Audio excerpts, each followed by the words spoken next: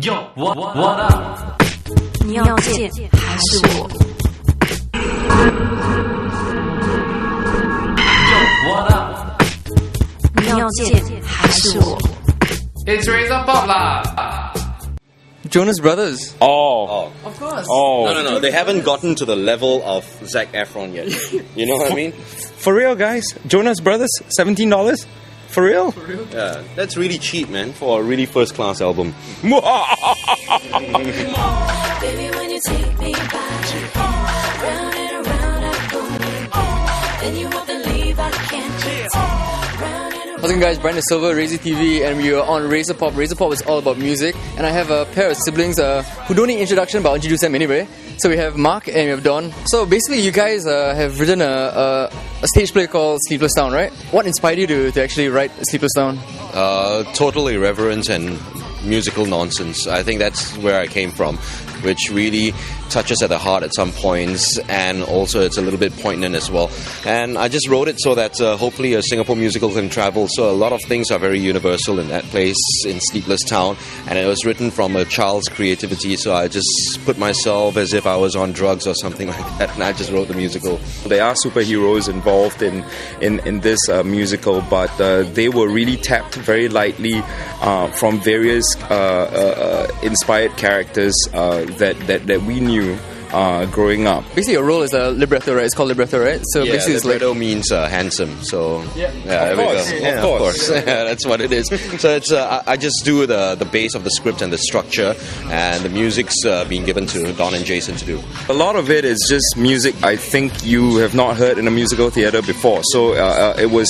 I was tasked to do something like that only because I think I have not written anything for a musical before. So we approach it from a very pop point of view. A lot of genres, it's if you're looking at it, it's almost like the music is like a rock circus, if you will. It's a 12-year-old girl who is living mostly alone because she's just brought up by her mother.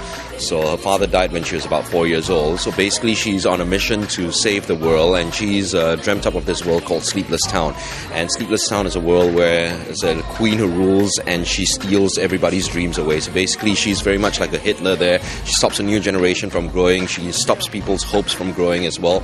And she needs to have 1 million dreams by 12 midnight on the night that we enter Sleepless Town, and she will live forever for immortality. Now Nora is the actress who plays Nora. This 12-year-old lady has got to go into Sleepless Town to stop this from happening. So she becomes a superhero, and on the way she taps on 3 other superheroes as well. And that is where the story takes off. And also we get a little insight into the life that she leads in the reality world. And basically also she is on one mission, and that is she wants to find Superman. are you guys like comic book fans?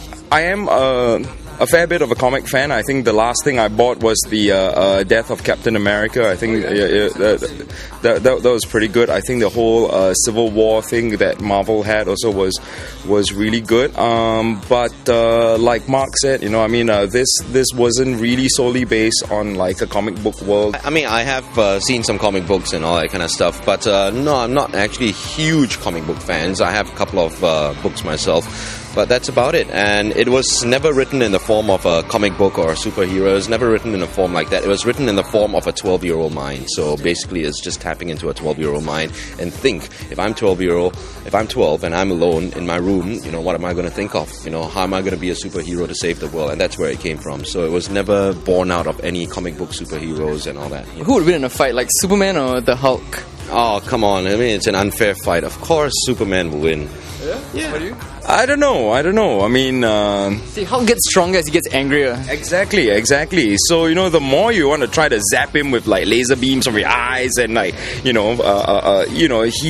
just going to get more mad. Yeah, so I'm talking about time management here. So just the time he takes to get angry, Superman would have killed him by then. Yeah. And I might take my word back, because when the Hulk is angry, what color does he turn?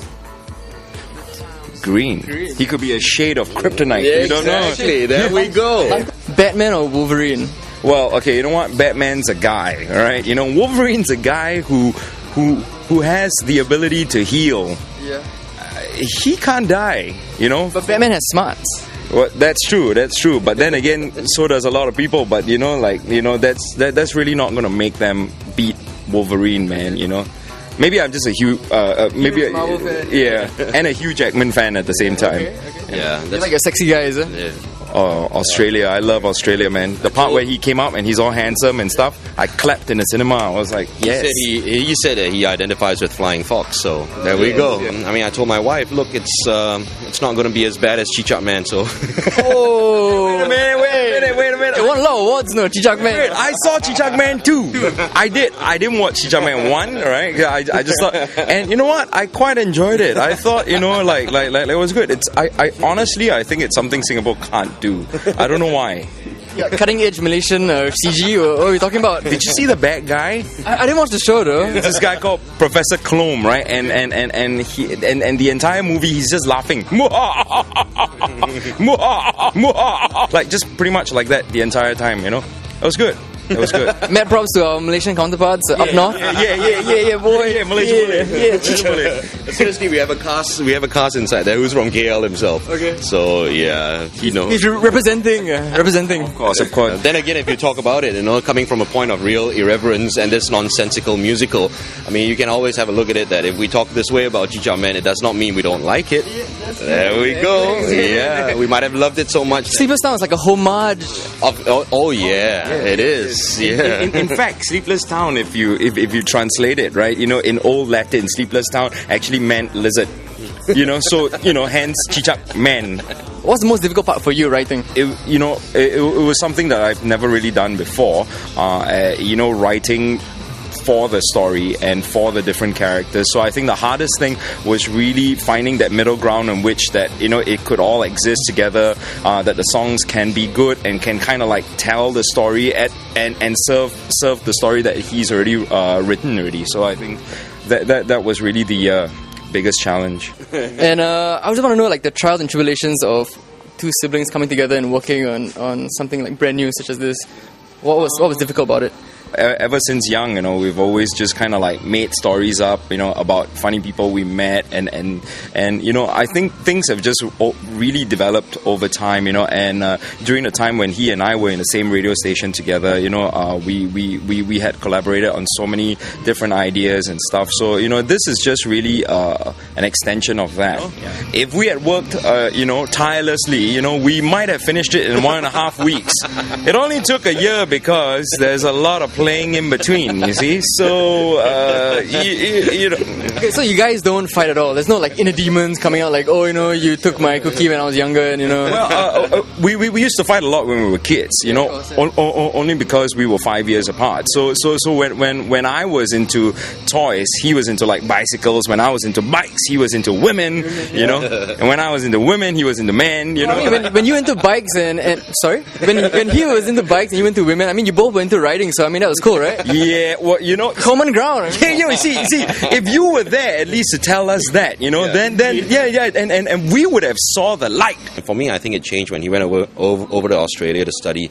I think it changed then because I was going through a little bit of problems in my personal life as well, and then suddenly friends all left, and I found that I missed a friend down there, and I found that actually all along that the best friend was actually him, because I could have just spoken to him.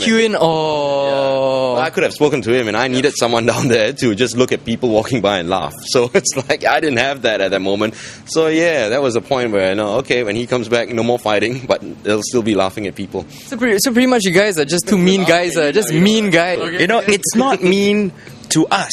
Because to us it's like we're just laughing, right?